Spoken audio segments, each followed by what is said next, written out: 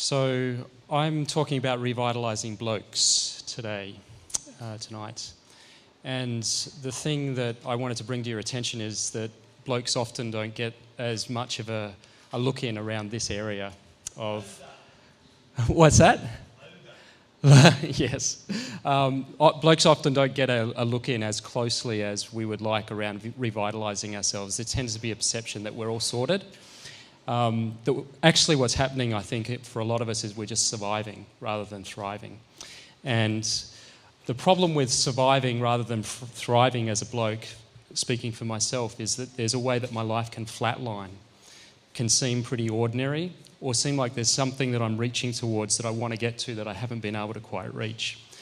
And it can get wrapped up in this whole notion of competing with myself or with other blokes especially. You know, really going after that goal. It can be in business, it can be in relationship, the woman that you bag or the bloke that you bag, depending on the way you swing. And we can also wear a lot of armour, you know, a lot of protection around ourselves, a lot of expecting that we're going to be able to weather things in the world, carry things. In fact, I just had a conversation with my father about, now son, you've got broad shoulders, you can carry that. It was just this morning. So those messages are actually quite insidious, and they tend to send us right up to our brains, I think, keep us locked there. There tends to be a perception, I think, that blokes can figure our ways out of problems, relationship difficulties, places in our lives, to use the power of our intellect to make our lives go well. And we can often then, if it's not going so well, get quite dictatorial, get quite driven into having things go a certain kind of way. You know, making it just so, my way or the highway, you know how that one goes. And we've even got, you know, spoof films to highlight that, which that tends to indicate. And I think what's really going on actually is that we're being driven a lot by ego as fellas. There tends to be a perception that we will be able to rise above what our intuition might be saying and what our body might be saying and sort things out by thinking, driving, competing or fucking our way forward. And we can also then blame others when things don't go so well as guys. And the problem with blaming others, of course, is that it means that we're distracting our attention from doing some inner work, really reflecting on what it is that we're up to, really, and how things are in ourselves. And where that's left us is with this localised, ethnocentric and perceived success, but actually is it really? If you think about your own life as a bloke, or for those that know men, is there really success going on? Is that man, or are you as a man, really content with where you're at? Have you struck that place where you can actually feel centred, calm, safe? Well, I wonder, because what I'm reaching for in the work that I do is what I think of as relational and world-centric. It's an opportunity, really, for us to actually start to look beyond the way that we think of ourselves as blokes, to revitalise the masculine. And a lot of that means actually getting present to yourself, getting present to the people that you're with, your lovers, your family members, your children.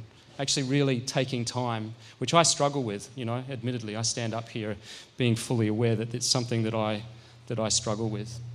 And that presencing, as I call it, is actually a really important part of this transition away from the egoistic guy, the armoured guy, to a relational guy.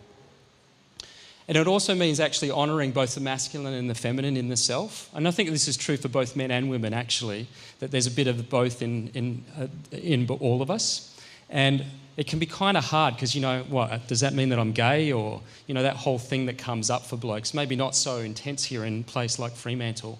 But it makes it difficult for us to reach for that contemplative part of the self, which I think is a really important place where we get to centre, we get to presence ourselves with others. Nature, for me, is an important place to do that contemplative work. I often spend time outdoors, not nearly as much as I would like. I wrote my PhD on blokes and nature. But I've also found that it's really important to develop what I call emotional literacy, an ability to be able to talk about, own, reflect on and convey an emotional sense of self. And to get connected with others, especially with other guys, For those of you that can relate to this, it's not that unusual for a guy to want to go and get his emotional needs met from women in his life, whether he's sexual with women or whether he's got mothers or sisters. And that can be a problem for many women. It can feel a bit too much. And what I think is really happening is that there's a request being put forward for a man to actually get clear about what his purpose, his mission is. Like, why are you really here as a fella? What are you up to in this world? How are you being of service? And that requires some real focus, following one's course until successful.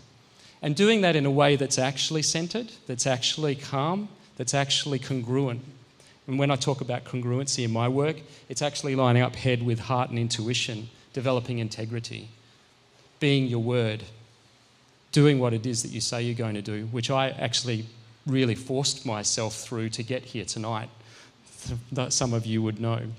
Being accountable. If I say I'm going to do something, finding a way to do it.